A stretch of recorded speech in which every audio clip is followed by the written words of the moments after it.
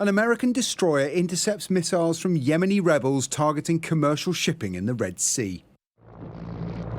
Attacks have intensified since Houthi militants boarded and seized a cargo ship last month in solidarity with Hamas. Now BP has stopped transporting oil via the Suez Canal, and one of the world's biggest shipping companies has called for greater international protection. After we had an attack on one of our container ships last Friday morning in the Red Sea, we decided to pause our ships and no longer send ships through the canal. Do you have any idea how long that could be? We are now planning for the next 2 to 3 weeks. Then we will have an assessment again. With attacks persisting despite the presence of American and British naval forces, who say HMS Diamond, its most advanced vessel, has also intercepted Houthi attacks, this is a new economic front in the Gaza war.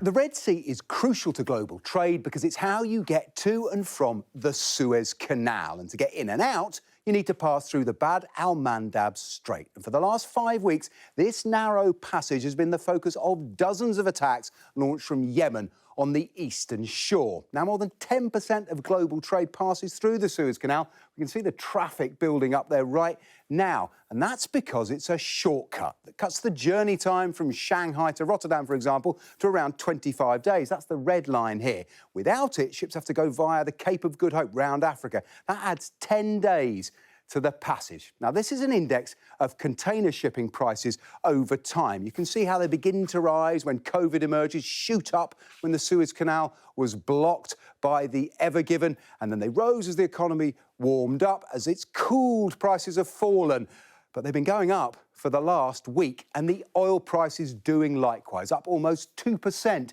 on BP's announcement. And all of this matters because it increases costs for almost everything we use, wear, and much of what we eat spends some of its life at sea. British importers say Christmas shopping is safe, but the cost of protracted disruption will eventually wash up here. For goods in the new year and for supply into manufacturers that manufacture in the UK, components and retail goods, we will see the length of delay will be translated directly into the length of delay in arrival here in the UK. On a visit to Israel, the US Defence Secretary promised action.